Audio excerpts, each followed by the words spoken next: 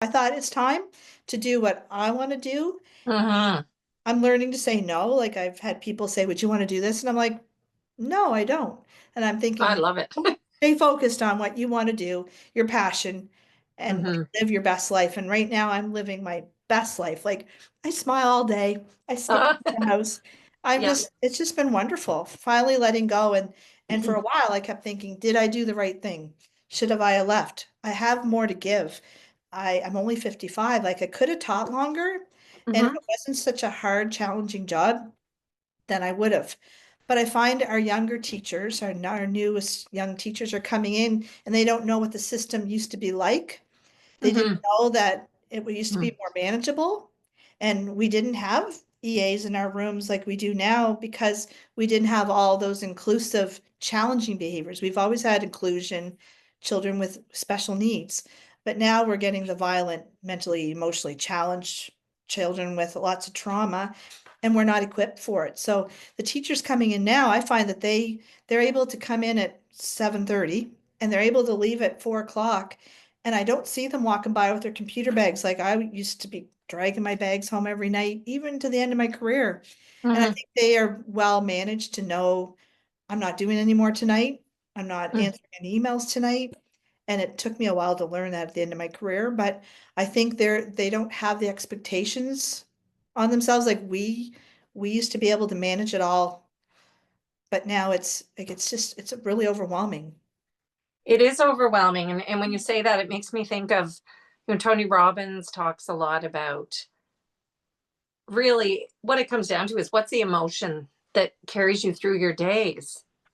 And if Right. that emotion, yes, the hugs are great and Hmm. the love, and we get so much back from families and kids. But Yeah. if all day long you're overstimulated, overwhelmed, Hmm. it's a game changer for and we're getting to an age where we just cannot handle that level of fight or flight kind of Right. hormones going through us. Right. Yeah. Yeah. And I found that I have given and given, and I was a mentor at the district office for a few years. I have had many student interns through my door, um, co-op students from high school. Like I love to share my classroom. If someone says, "Do you have a unit on this?" Absolutely, I'll share it with you. I'll send it. Anything I can do to help. I've always been help everybody, but then it gets to the point that oh my goodness, like it's just so much. Like you could work all evening. You could stay till 8 at night. I Hmm. go in at 7. You could stay there all the time and I used to work all Sunday afternoon. So we got to Hmm. the point that I would just love just to go teach, but it's not just teaching anymore. Absolutely. Yeah. And I do think we've always had our people who could leave at 4, Mm-hmm. and we've always had our hit it out of the park people who want to work all day and all night and all weekend. Right. But I do think that what we thought there was no limit to, Right. that has expanded. The needs are so much higher, and Absolutely. anybody who doesn't teach, I mean, the simplistic way I would describe it is we used to teach the class a certain level of reading. There might be a couple of kids Mhm. reading ahead, but we could have 5 and 6 levels now in one class. Absolutely. We're expected to adjust their math assignment to suit kids who can only work with 2 digits, 3 digits, 4 digits, all in one room, Right. and have that prepared every day. And if we don't, then the kids aren't able to complete the work because we and it does come back to society. It does. Society has changed. We've had a pandemic, and we have That didn't help socioeconomic either. classes. We have parents working way more than ever. Right. And being a parent, I understand the demands on parents too. I really do. And as a mom of two boys, when they went through elementary and in middle school, high, I would be like, what do you got for homework? Let me see what you're doing, and checking on Power School and going to parent teacher even in high school. Like we just always were engaged and supportive. And I know that doesn't work with everybody's type of schedules, but I was all in as a parent too. So it just got to the Mm. point at the end though, it's like I can't do it all anymore. I can't, and I don't want to be the counselor, the parent, buying the school supplies, putting winter coats on kids, sharing lunches, finding lunch, making lunch, down and out of breakfast supplies because it's a lot. Like it's just, and then the meetings are never ending. So it just, That's true. yes, Supply teaching, I really notice the meetings when I'm leaving.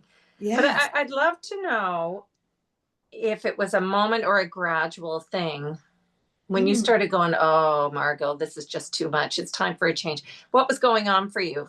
Yes, like a few years ago, about 2 years ago, I'm like, you know what? I'm going to meet with a representative from a union to find out what kind of numbers I have. And then I Mm-hmm. met with them again, just kind of like, are you sure? Is it, am I able to go? And like my husband is returned to went to switch to teaching a few years ago, so he's relatively new and jumping in, and I'm leaving. But I found that I kept thinking, do you think we could do this? And I said to my husband, like, I'm done. Like I don't think I want to do this anymore. I don't want to, like, I get out on Sunday night, I'd be like, oh my goodness, it's tomorrow. And when I get there, I put the game face on. I'm there for my kids. And I was, always giving it. But then I just lately, those past 2 years, I'm like, I'm done. So last year, I just kind of decided that in June, the last day of school, the last day for teachers, I was going to be done. I'd have my room empty and cleared out. So all year, every time I'd finish a unit, I'm like, okay, who would like this? Who could I give it to? And if not, it's going in the recycle bin. And I just kept weeding out my classroom all year. And Mm-hmm. I just, it was exciting because I kept thinking this is my last set of report cards, my last teacher. And then of course I really missed the people and I was Mm-hmm. sad about leaving the people and missing the kids because and doing like the musicals and all the things I kind of thought maybe I should stay because I love all those things, but it doesn't make up for the workload and the too much emotions and trying to solve all my children's problems. So anyway, so finally So it's like that's it. yeah, Yeah. and you were looking forward to it more than Oh, so anything. excited. Yeah. And you know what? I remember the last assembly when the kids had roses for me. I went taught at St. Rose, finished my career at St. Rose, and we just it was just a beautiful assembly and I just had lots of tears that day because it's like, okay, like, this is it. Wow. But I was like, I mean bittersweet, but more sweet. Like I Very did my good. very best. I left it Yes, on the table. I did all I could.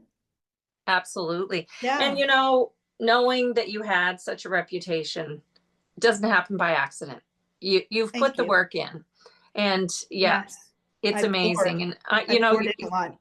you I was reminded at the beginning when you said you went to school with your best friend and Yes. you actually hung out with another two friends that I ended up spending a good Yes. portion of my career with. And I do, when it comes to home ec, I think it is that craftiness, the attention to detail, the creativity that Mm, I can think of all four people being amazing teachers because they did have that extra oomph. And yeah, it's kind of sad that we moved so far away from the trades, the home ec, and the high absolutely. school trades, the things that are really the art of living is home ec to me. It's the art of living, Absolutely. and it's not my And that's, forte, but but it's it's something funny we want to hold because on to. that's right. And for Yeah. me, like that's me. Like I like live, breathe, like all that. And I was really sad. Like it actually broke my heart when they decided to get rid of it. I know it's expensive programs, but our kids needed it. They still need it. And we're Absolutely. seeing a return right now of they're bringing sewing and then cooking more back into the tech. And I'm excited for it. And I recently, this August, I did professional learning for Hmm. our tech teachers. So I had a group of, I think 9 or 10 tech teachers here in my studio. And it was so great teaching them. And like they said it was the best PD they've had because it was hands-on. It wasn't Yes. just all the theory and the talking. It was like, let's get to it. Let's get our hands on those sewing machines and let's sew. So it Yeah. was good. So I'm seeing it starting to come back. Not the way it Hmm. was, but it's coming back. So yeah, And I can sort of think that you might get called upon for a few more of those type of I hope events. so. I really sold myself. I was like, I could do that for you.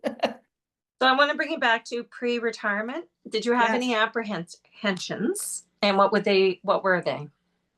I was more worried about just can I afford to go? And Hmm. do I have our mortgage paid off? Do I have our car completely paid off? No. And that wasn't Oh, yeah. realistic for us. Yeah. with just, different decisions in our lives and how things went. I just said, can I afford to retire and, and take my pension kind of match what I had. So that was my biggest apprehension. And now looking back, like I was reassured that I could supply a few days a month and make up the difference if I Hmm. needed to. I had some other ideas that things I was really gravitating to, and that helped supplement, but I really didn't need to. I didn't need to worry. But Hmm. what I'm doing now, I've got some things that I'm just loving doing. So that has helped. That was my biggest apprehension. I kept thinking, I still like the things I love about teaching and the units and the hands-on and the kids being excited about projects, and I taught my kids how to sew and all those things. I love that, but it didn't outweigh the meetings, the report cards, the curriculum changes, the constant the plate, keeping on to the plate. So I Hmm. think I made the right decision. It was time. It comes across your energy is so high about your new projects. And unlike some people, you actually probably had a vision of where that was going. Because I think you Hmm. were posting about your sewing. And Yeah, I think that can often be an apprehension is, what am I going to do? And right. And that there is year of people. shock after. Yeah, and Yeah. that's the thing. I think I've been too busy, but Hmm. the first term I was like, whoa, like I have my husband goes, she's never home. Like Margo's never home. But now I need to find a balance. But I think Hmm. if you don't have a hobby or you don't have some ideas, and if you don't want to work, that's okay. You don't need to supplement if you can afford, if you can live on what your pension will be.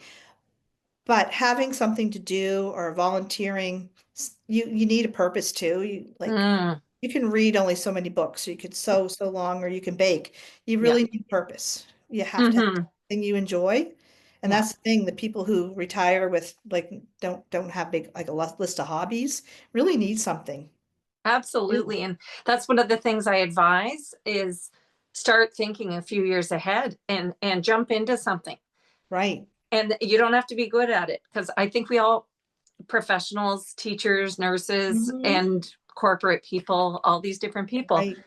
we're used to being good at something. Hmm. And being the beginner is humbling. And I'll tell you, I'm a beginner at doing art or a beginner at playing piano. And I Hmm. always remind myself, I started playing some piano. I stopped because of a whole bunch of things stopped in the past year. And then you go, wow, that time went by. What would be happening if I had just kept at it? So Right. that's fine. You just hop back on. But Exactly. trying new things, and sometimes it could be getting involved in committees that I'm passionate about newcomers, and when I was Yes, off for a year I got involved in that and it was so enriching for me. So absolutely. yeah, yeah, that purpose is important, and then you don't have that lag year of who am I, what am I going to do next, what do I do every day that even means anything to me. Right. And then you can get in a rut. Like I like to sleep in, but I also didn't want to fall into like sleeping all the time or just being in my gym pants every day.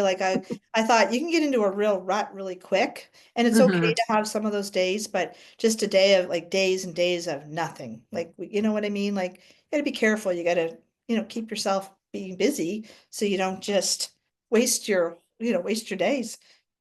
Hmm. What do you think it would have been like if you didn't have something to look forward to? What?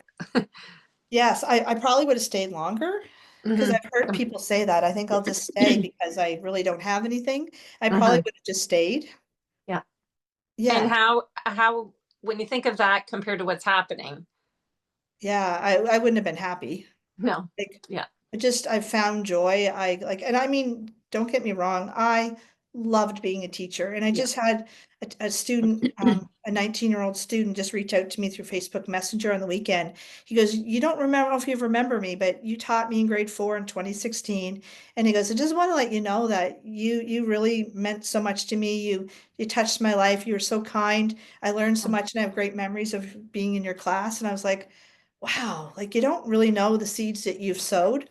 And You I can't have know. truly I poured into my students, and like I thought I wasn't ready to let that go, but I think I've planted seeds, and when I run into them uptown or in the summer, I know that I've made a difference. And that's what it was about. Absolutely. Yeah, definitely. Did you ever have a sense of guilt Hmm. Yeah. about leaving? Yes. Yeah. What I really enjoyed the people I worked with, and Mhm. I felt like I was I worked well as a team. But I was like, I felt bad thinking my teaching partner and she did certain subjects that she had strengths with, and I did the others, and we really were a really great team. And I was feeling bad about, thinking we worked so well together, and we shared the workload of like teaching our specialties. So we only had to teach, for example, I did the language arts for both classes, and she Mhm. did all the math. So like it really helped with workload in that regard. And I Mhm. felt bad thinking, like, oh, like, and we really enjoyed each other's company. So I felt bad about leaving her. But, I know that there's other people out there that can replace me easily. But it was just like, like I felt guilty about leaving. And the other thing I've struggled with is that I've always done musicals with kids full tilt. And we start in January and we go till the end of April. And then this year, they found at the school that there wasn't like people are on maternity leave and me leaving, and there just really wasn't people who wanted to step up and take on the huge commitment. And I understand that. But the kids, I've run into many kids and I've been at the school volunteering and they're like, we're not having a musical because you left. And I'm like, oh, but it's also like I say, it's like they go, why don't you come back and do it? I'm like, oh my goodness, no. But it just It's a I, big I feel commitment. guilty about letting the kids down that have, learned and grown so much because of drama. Mhm. The outcomes with that this are covered. So anyway, but I mean that's the guilt there too, but doesn't make me want to go back and do it though. No, yes, yeah. No, you knew you were ready Yeah, for a new life. absolutely.